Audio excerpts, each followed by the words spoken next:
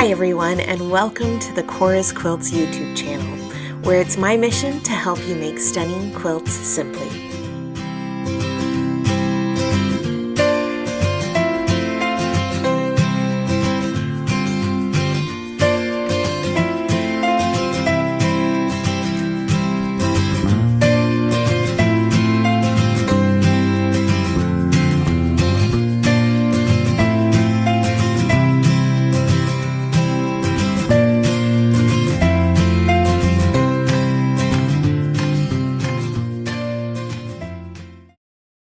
If we haven't met before, my name is Shelley Cavanna. I'm a quilt pattern and fabric designer, and I write quilting books like the Barn Star Sampler.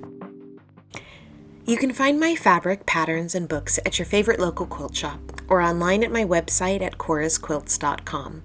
You can also find us on most major social media platforms under the handle Cora's Quilts as well.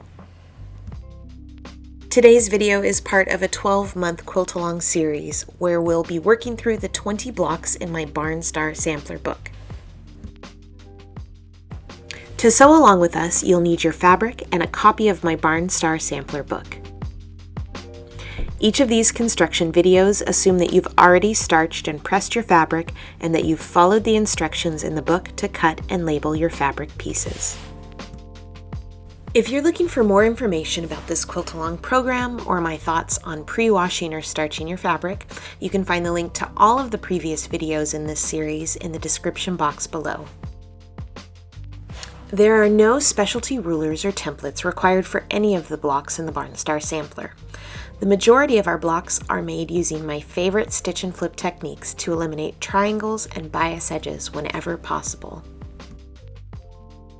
With the blocks that do feature triangles, we'll be piecing our triangle units larger than needed and trimming them down to size, so you won't need to worry about foundation or paper piecing templates either. I'll share a full list of all of the tools used in this video in the description box below, but if you'd like my entire list of our must-have and nice-to-have tools, you can find that information in our Mise en Place video, also linked below. In today's video, we're going to be taking a closer look at putting together our Ohio stars and our Windmill stars. These are blocks 12 and 15 in the book. Typically, we'll have individual videos for each of the blocks in this sampler quilt. However, this month's blocks are so similar that we decided to combine them into a single video. Our focus this month will be on using triangles to make two variations on the classic Hourglass quilt block. Before we start sewing, let's take a quick look at our block anatomy to understand what these two variations are and how they're used in each block. Just like our blocks from last month, both of this month's blocks are essentially 9-patch blocks. They have 9 individual elements or building blocks that are sewn together in a 3x3 layout, or in 3 rows of 3 blocks. The Ohio star, or the block with the pink background, features a solid middle square surrounded on all 4 sides by classic 4-piece hourglass units. These are made from 4 quarter square triangles. Each hourglass block is finished with a header unit matching the background fabric and solid squares in each corner to create the illusion of a block floating in the center of a larger block. The Windmill star also features a solid middle square, this time surrounded by partial hourglass units. These create the illusion of a two-dimensional pinwheel in the center of the block. This partial hourglass unit is made with 2 quarter square triangles plus a larger half square triangle. To finish the block up and add some extra visual interest, we've added mini Irish chain units to each corner. The first part of today's video is focused on making hourglass blocks, which are sometimes called quarter square triangle blocks. Just like so many of our classic quilt blocks, there are a whole variety of ways that you can put these blocks together. The method that I'm sharing with you today is my favorite method. It's my tried and true way for getting really flat, accurately sized blocks. I find that when I use some of the 2 at a time techniques for making these blocks, while I avoid having to work with bias edges, I also end up with hour blocks that are tented in the center and refuse to lie flat. For me, the hassle of working with triangles is well worth the result of crisp, flat blocks. And as with all of our block tutorials, if this is your first time making this shape, please practice with scraps first before you start using the fabric for your actual quilt. The reason that this block is usually called an hourglass block is because when you use contrasting fabric, like the dark and light prints here in my sample, you get a geometric shape that resembles an hourglass. Sometimes this block is called a quarter square triangle block because it uses triangles that were made by cutting a square in quarters diagonally. Triangles tend to have a bit of a bad reputation with quilters because when you take a square and you cut through it at an angle, you are cutting through the warp and weft, or the horizontal and vertical fibers. And so rather than a nice, straight, stable cut edge, you now have a stretchy edge we call a bias edge. And just to show you how unstable triangles can be, this white triangle is one that I've cut from a piece of scrap fabric. The long edge is either our straight grain or cross grain edge. It's the edge of our original square. You can see that because it's cut on the grain, that this edge has very little stretch to it. The two shorter sides are the bias edges, and you can see that it takes very little pressure to stretch or skew the fabric. And once it's been stretched, you can see that we're left with kind of a misshapen mess. It doesn't look anything like our original triangle, and it's going to be practically impossible to get those stretched sides to play nicely with its neighbors. This is why triangles have a reputation for being tricky to sew with, because even the slightest stretch to those bias edges ruins the triangles. Our goal, anytime we use triangles in a quilt block, is to bury all of those bias edges within the middle of the block, so that when we've finished piecing, we're left with a stable block that has either cross grain or straight grain edges all around the perimeter. We try and avoid having exposed bias edges around the edges of our quilt block. But in order to get here though, we have to be careful in how we handle our triangles as we sew, because just as you saw, it doesn't take much pressure to pull the triangles out of shape. One of the things that can really help improve a triangle's stability is starching your fabric before doing any sort of cutting. Starching helps to stabilize those bias edges a little bit, and it gives our triangles a bit of rigidity, which can make them a lot easier to sew with. You can only starch your fabric before you cut it, however, as starching can cause your fabric to shrink slightly. And if you'd like to learn more about my favorite starching products and practices, we've left a link to our starching video in the description box below. And if you've already cut your fabric without starching it, don't panic. There are still plenty of things you can do to carefully sew with these triangles. Aside from starching, the number one thing that helps when sewing with triangle units is to piece your units larger than you need them to be, and then trim them down to size afterwards. We've already built this wiggle room into the cutting instructions in your Barnstar sampler book, and you'll see later on in this video that our final step will be squaring and trimming these blocks down to their true size.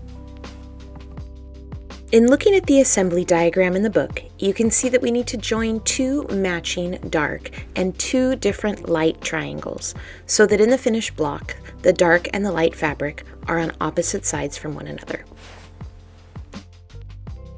Using the book illustration as a guide, I like to first lay out all of my triangles in place and then stack them right sides together, so that as I'm sewing, I'll be starting at the tip and then sewing back towards the corner of the base. To make sure that my dark fabric ends up in the correct place in each unit, I always sew with the dark triangle on the bottom.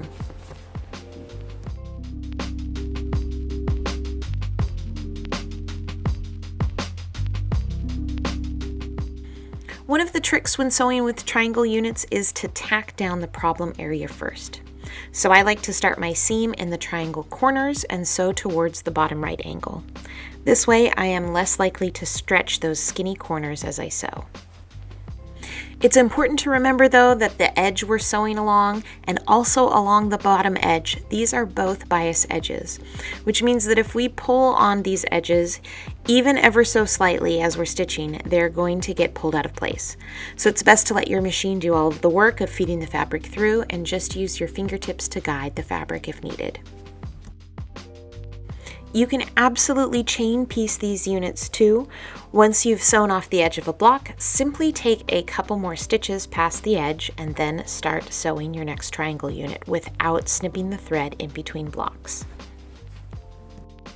I'm a bit of a pinning minimalist, and these are fairly small triangles, so I typically don't use pins when I piece with units this small.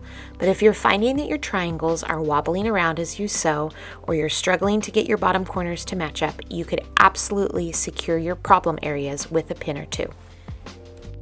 Once you've joined all your pairs, you're ready to start pressing. It's important to remember as we're pressing that we started with triangles with 2 bias edges.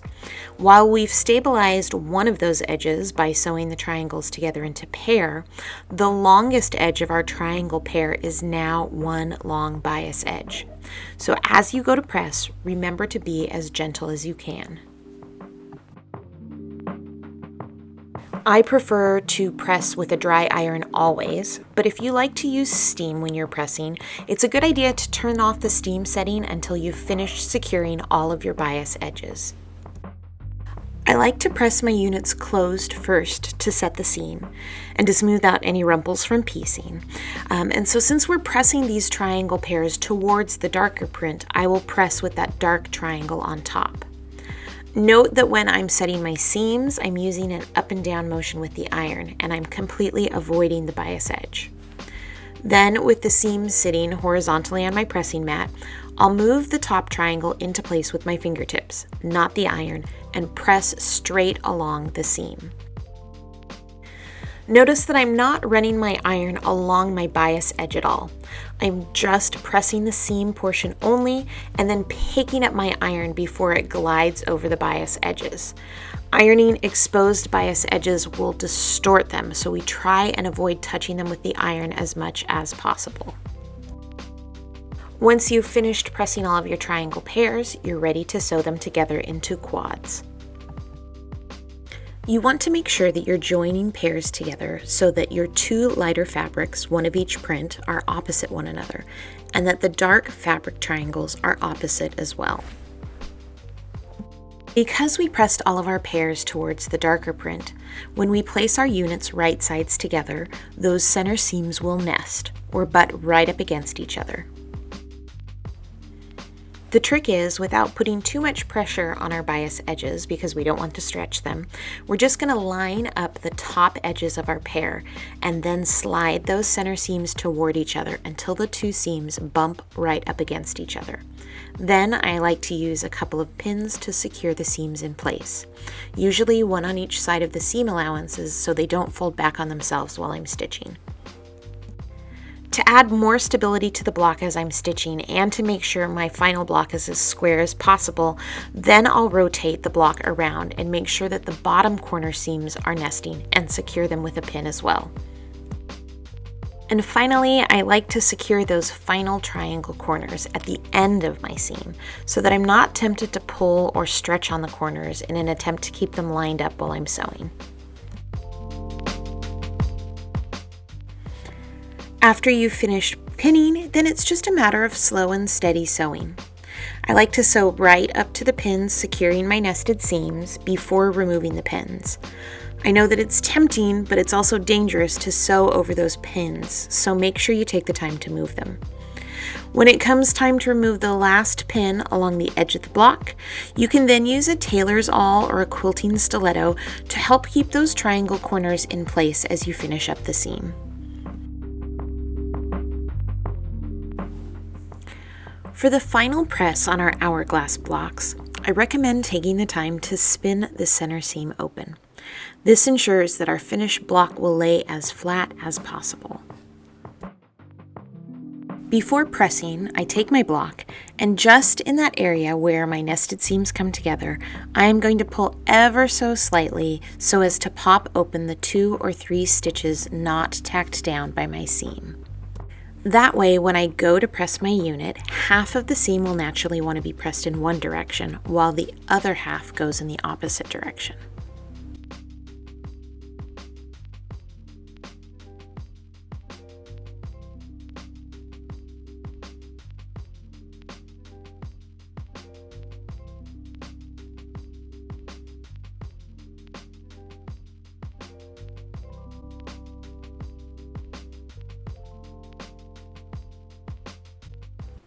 Once you've finished pressing all of your hourglass blocks, you're ready to trim the unit down to size.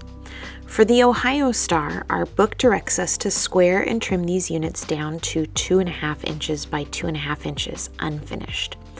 So the easiest way to do this is by using a small square quilting ruler, which includes the 45-degree angle marks.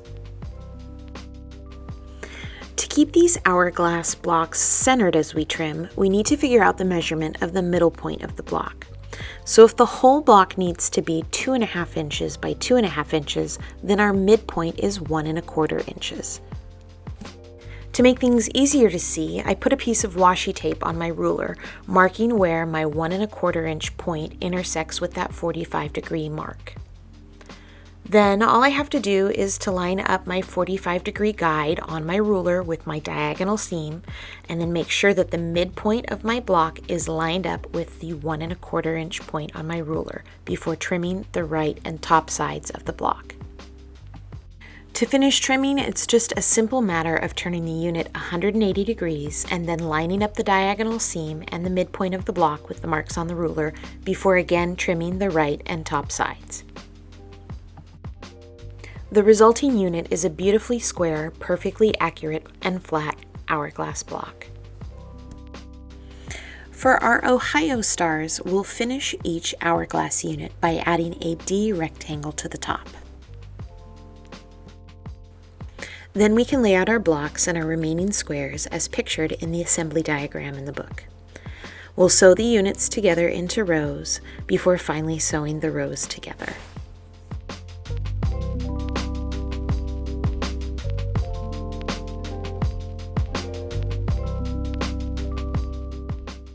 To help match up the points of your hourglass units while sewing the rows together, line up the points of each block by passing a pin through the seam intersection on both blocks.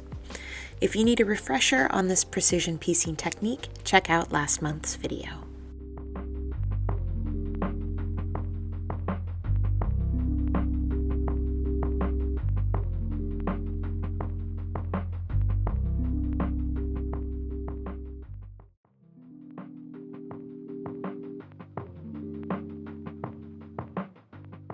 Give your block one final press, and then you're done piecing your Ohio star.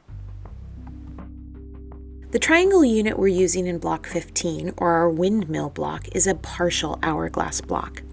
We assemble it using 2 quarter square triangles, which are first sewn together into a pair, before attaching a larger half square triangle. By using 2 quarters and a half square triangle, we're again assuring that we're burying all of our bias edges within the center of our block. First, join the 2 quarter square triangles together like we did when we were making the first part of our hourglass blocks for our Ohio star.